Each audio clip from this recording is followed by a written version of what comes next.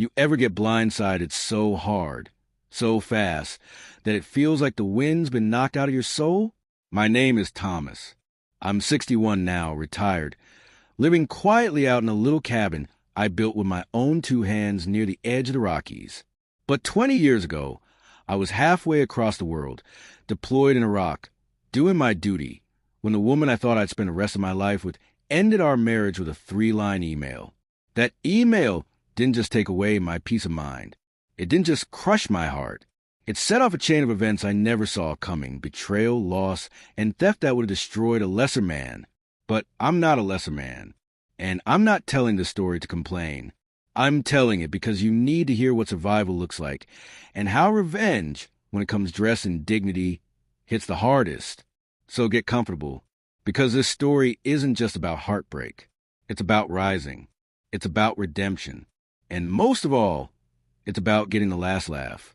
Before the war, before the deployment, before the betrayal, there was Linda.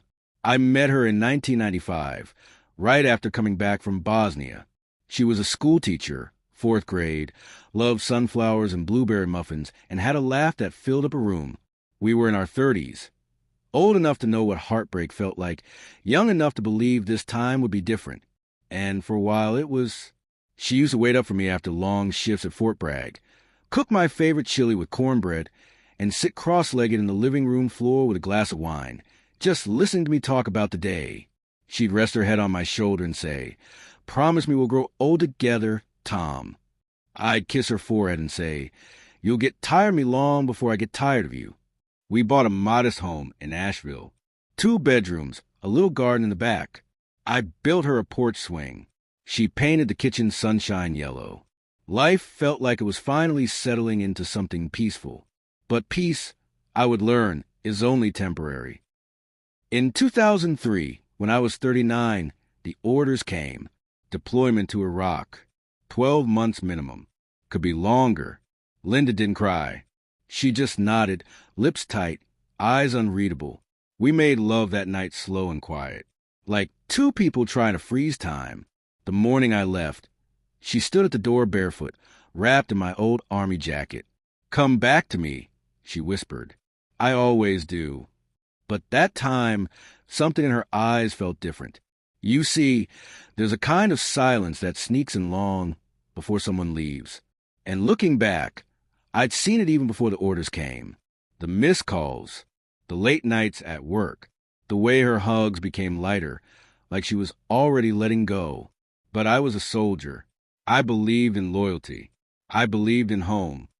3 months into deployment, sand in every crack of every surface, a heat that cooked your bones from the inside out.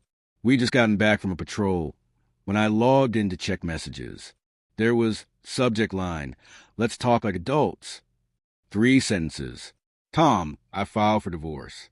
I've moved out. The joint account has been emptied. Please don't contact me."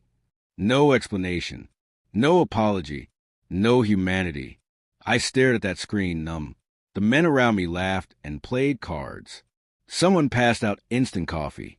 I walked to the edge of the tent, stared out at the setting sun, and just stood there. I didn't reply that day. Or the next. When I finally did, it was one word. Understood. She thought that was the end of it.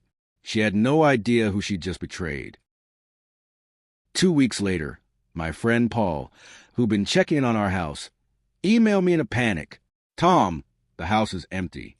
Empty. Furniture gone. Pictures ripped from the walls. The swing I built for her? Dismantled. The bank confirmed it. The joint account was zeroed out. The savings account? Closed. My credit card had been maxed at a jewelry store. She'd even sold my motorcycle. She took everything. And then I found out she hadn't acted alone. There was a man, younger, worked at her school, started coaching softball with her. They'd moved in together. She didn't just leave me. She replaced me. You might expect a story of revenge to be fast and furious. Mine wasn't. Mine was calculated. While I was still overseas, I contacted a lawyer, an old Army buddy named Scott, who'd gone to law school after Desert Storm.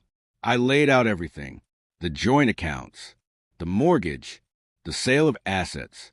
And I told him, don't ruin her. Just make sure she feels it. Scott smiled. I can do that. Turns out, Linda had left some paperwork incomplete. The house title? Still under my name. The divorce papers?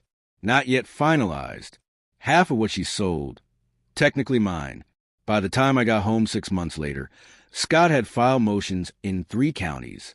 Linda got served at her new job, in front of her new man. It was only the beginning. I didn't go back to Asheville. I bought a piece of land 2 hours west, near an old trout stream I used to fish with my father, and I built a cabin. Every beam, every nail, every stone I placed with purpose, not to forget Linda, but to reclaim myself. I filled it with books, with music, with tools. I started volunteering at the VA, helping younger vets adjust to civilian life. I cooked for myself. I grew tomatoes. I watched sunsets. And I healed, slowly. 3 years later, I was sitting at the farmer's market selling handmade birdhouses when I saw her. Linda, older, thinner, eyes sunken. She looked surprised, maybe even ashamed.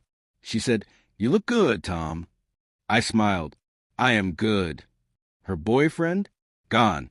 She lost her teaching job. Apparently there were rumors about how she handled school funds. Karma works in quiet ways. Before she walked away, she said, "I didn't think you'd land on your feet." I chuckled.